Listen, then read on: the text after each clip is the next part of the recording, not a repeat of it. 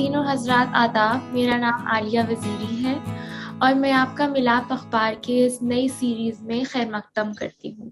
اس series کا عنوان ہے اردو ہی کیوں۔ اس میں ہماری کوشش رہے گی کہ ہم آپ کو ایسے لوگوں سے روبرو کرائیں جنہوں نے باوجود بہت سی مصروفیت کے اپنی زندگی کا ایک بڑا حصہ اردو کی خدمت میں صرف کر دیا ہے۔ ہر ہفتے ہم کسی ایسی شخصیت سے آپ کی ملاقات کرائیں گے جو اردو کو اپنی زندگی کا ایک اہم حصہ مانتے ہیں۔ ہمارے مہمانوں سے میرا یہی سوال رہے گا، آخر اردو ہی کیوں؟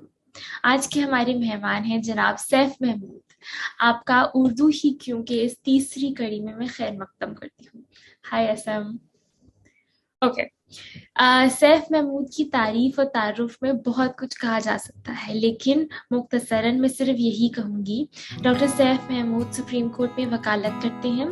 ابھی حال ہی میں انہوں نے Bonavero Bonavero Institute of Human Rights, Faculty of Law, University of Oxford میں وزٹنگ ریسرچ اسکالر کی حیثیت سے ریسرچ کا کام شروع کیا ہے۔ جہاں تک اردو کا تعلق ہے، وہ اکثر لٹریری فیسٹیولز، پینل ڈسکشنز اور سیمینار میں اردو زبان کے مقالے پیش کرتے ہیں۔ 2018 میں شائع ہوئی ان کی کتاب Beloved Delhi, A Mughal City and Her Greatest Poets منظر عام پہ آئی اور بے حد مقبولیت حاصل کی۔ ایسا میرا آپ سے پہلا سوال یہ ہے، اگر میرا اندازہ غلط نہیں ہے تو آپ کی گھٹی میں وکالت اور اردو زبان تہذیب لگ بھگ ایک ہی پروپورشن میں، ایک ہی مقدار میں شامل تھی۔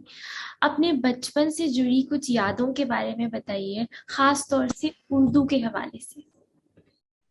جی آداب عالیہ، بہت بہت شکریہ کہ آپ نے اور ملاپ نے مجھے اس لائق سمجھا کہ آپ کی اس نہایت دلچسپ سیریز کا حصہ بن سکوں۔ میں بہت ممنون ہوں آپ کا۔ اور بالکل آپ صحیح کہہ رہی ہیں، ایک غالب کا شعر ہے نا کہ 100 پشت سے ہے پیشہ ابا سپاہ گری، کچھ شاعری ذریعہ عزت نہیں مجھے۔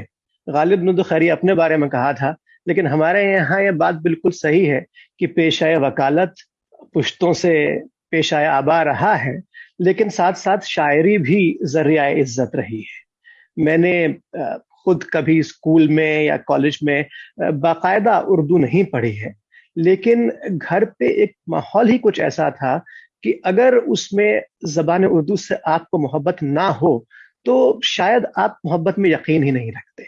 اس کے ساتھ ساتھ قانون کی بھی باتیں ہو رہی ہیں، وکالت کی بھی باتیں ہو رہی ہیں۔ میرے والد قانون داں ہیں اور انہوں نے نہ جانے کتنی قریب 50 کتابیں لکھی ہیں قانون پہ۔ جب میں چھوٹا تھا تو ان کی کتابوں کی پروف ریڈنگ کیا کرتا تھا، اور مجھے اچھی طرح یاد ہے کہ جب میری ایک کتاب جسٹس بدردریز احمد صاحب نے لانچ کی لاء پہ، تو انہوں نے یہ کہا کہ میں سیف کو تب سے دیکھ رہا ہوں جب یہ 5 یا 6 سال کے تھے، لیکن آل انڈیا رپورٹر کون سا والیوم کہاں رکھا ہے ان کو معلوم ہوتا تھا۔ تو ایک طرف تو یہ قانونی ماحول یا وکالت کا ماحول تھا، اور دوسری طرف یہ تھا کہ ہر کمرے میں ہمارے یہاں الگ الگ آپ کو دیوان غالب، کلیات اقبال مل جائے گا، فیض کا کلام مل جائے گا، پھر بیت بازی ہو رہی ہے، گھر میں ادبی نشست منعقد کی جا رہی ہے۔ اچھا، اردو کا اخبار پڑھنا بڑا ضروری ہے۔ ہمارے والد صاحب جو ہے وہ کہتے ہیں صاحب نہیں تم اردو پڑھنی ہے تو اخبار تو اردو کا پڑھنا پڑے گا، تو وہ ڈنڈے کے زور سے بھی پڑھا گیا اور ویسے بھی پڑھا گیا، اور پھر مشاعروں میں جایا جا رہا ہے۔ یہ جو D C M Shri Ram کا مشاعرہ ہے، شنکر شاد مشاعرہ، میری یادداشت میں میرے خیال سے ایسا کوئی سال نہیں رہا ہوگا میرے بچپن سے لے کے اور اب تک جب میں نے یہ مشاعرہ مس کیا ہو۔ جب ہوا ہے تو میں وہاں گیا ہوں، اپنی نانی کے ساتھ جایا کرتا تھا، اپنے والدین کے ساتھ جایا کرتا تھا۔ کتنے بڑے بڑے شعراء کرام کو، اساتذہ کو بنفس نفیس میں نے وہاں دیکھا ہے۔ سردار جعفری صاحب، علی احمد سرور صاحب، کیفی صاحب، فراز، زہرا نگاہ صاحبہ، اردو رائٹرز، اسکالرز گھر آیا کرتے تھے، ہم لوگ وہاں جاتے تھے۔ تو یہ سمجھ لیجئے کہ ان سبھی کی کیا کہا جائے کہ ان سبھی کی جوتیاں سیدھی کرتے کرتے بس تھوڑی بہت اردو آ گئی مجھے۔ ایک وہ شعر ہے بشیر بدر کا کہ بھٹک رہی ہے پرانی دلائیاں اوڑھے، بھٹک رہی ہے پرانی دلائیاں اوڑھے، حویلیوں میں میرے خاندان کی خوشبو، وہ عطردان سا لہجہ میرے بزرگوں کا، رچی بسی ہوئی اردو زبان کی خوشبو۔ تو یہی ایسا ہی بچپن گزرا اور ایسے ہی اردو سیکھ لی.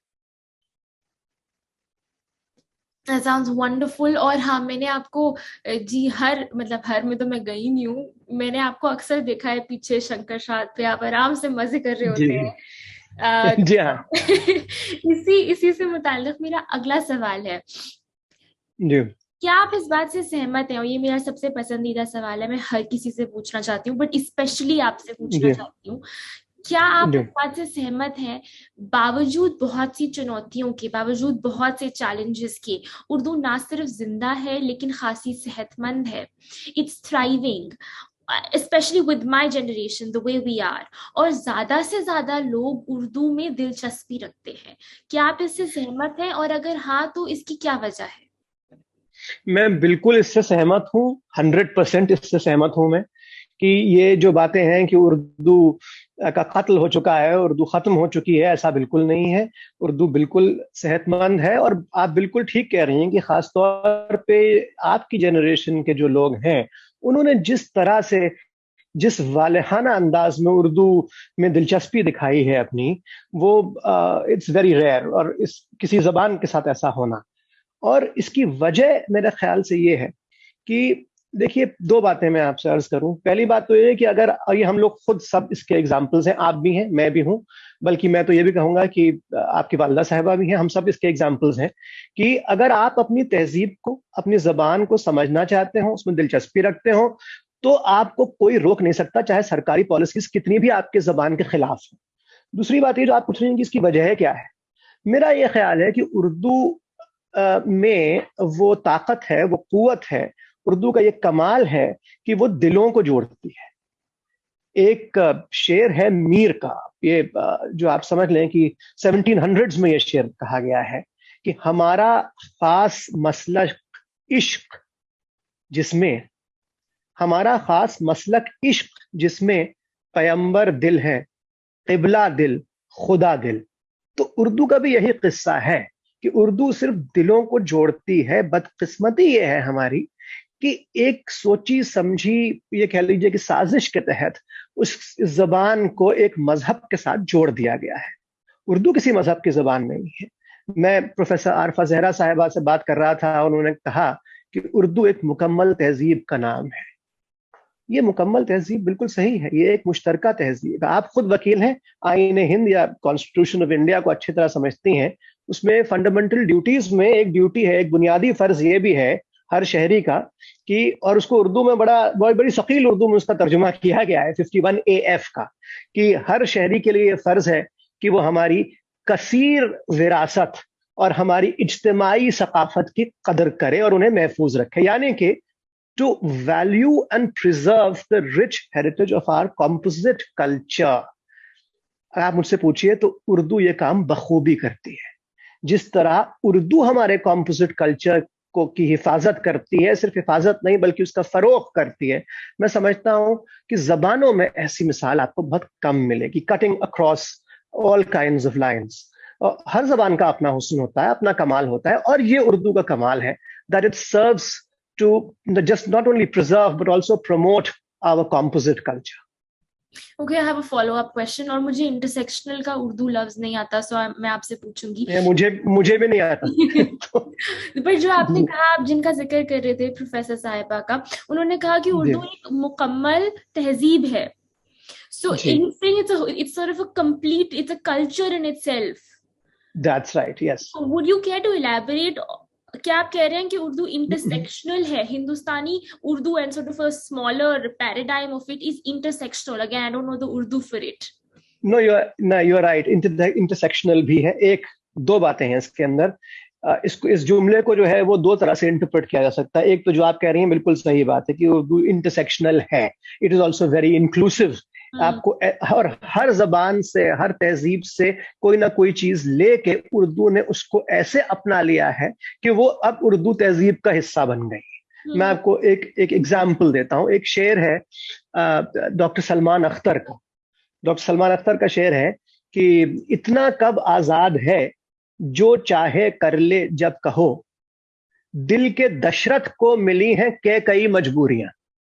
اب آپ دیکھیے کہ رامائن سے کتنا اچھا میٹافر استعمال کیا گیا ہے، اور یہ وہی زبان استعمال کر سکتی ہے جس زبان میں انٹرسیکشنالٹی ہو، انکلوسیو ہو جو زبان. دوسری بات یہ اس کو ایسے بھی انٹرپریٹ کیا سکتا ہے اس کو کہ Urdu is an exhaustive code in اٹ سیلف، تو اس میں ہر چیز کرنے کا ایک طریقہ ہے. مثلاً آپ مشاعرے کی بات ہو رہی ہے، تو اب آج کل دیکھا جاتا ہے کہ صاحب مشاعروں میں تالیاں بج رہی ہیں. ہمارے بچپن میں مشاعرے میں کبھی تالی نہیں بجتی تھی، واہ واہ ہوتی تھی. تو ایک اچھا پھر شاعر مشاعرے میں ایک اپنا ادب ہے. جب شاعر اپنا شعر پڑھ رہا ہے تو جب وہ پہلا مصرع پڑھے گا تو اس مصرے کو آپ اٹھائیں گے، یعنی کہ آپ اس کو ریپیٹ کریں گے. جو اچھا مصرع ہوگا، دل ناداں تجھے ہوا کیا ہے، تو آڈینس آئے گا واہ واہ واہ دل ناداں تجھے ہوا کیا ہے. یہ جو ہے یہ اس تہذیب، یہ دس از این ایگزاسٹو سلیقہ ہے، ایک طریقہ ہے. یہ بھی اس میں شامل ہے اس تہذیب. کافی دلچسپ جواب ہے آپ کا، اتنا ہی لاٹ مور دلچسپ دین جو میرا سوال تھا، بیکاز اب میں صرف انٹرسیکشنالٹی کے بارے میں سوچتی رہوں گی. But to go on to my last question, and میں امید کروں گی کہ آپ اس پہ تھوڑا الیبوریٹ کریں. آپ کچھ تھوڑا سا ہمیں مجاز کی کتاب کے بارے میں بتائیں، اور اپنے خاص انداز میں ہمیں کچھ ایسے ہماری سننے والوں کے لیے مجاز کی کچھ شاعری سنائیں جو بھی آپ کو پسند ہو. ضرور. میں مجاز پہ ایک کتاب لکھ رہا ہوں، اور وہ صرف مجاز کی زندگی پہ کتاب نہیں ہے، یا صرف ان کی شاعری پہ یہ کتاب نہیں ہے. مجاز جس زمانے میں پیدا ہوئے، جس زمانے میں وہ جیے، پہلی بات تو یہ معلوم ہونی چاہیے کہ مجاز کل 44 یا 44 ایئرز کی عمر میں ان کا انتقال ہو گیا تھا مجاز کا. اور so he was very young when he died.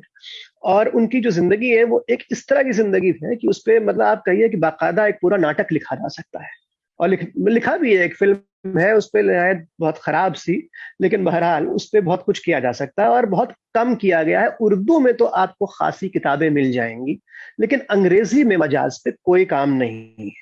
تو میری کوشش یہ ہے کہ میں اس کتاب کے ذریعے نہ ہی صرف مجاز کی زندگی اور مجاز کی شاعری کو لوگوں کے سامنے پیش کروں انگریزی میں، بلکہ اس سوسائٹی کو، اس ثقافت کو، اس تہذیب کو جو اودھ میں اس زمانے میں رائج تھی.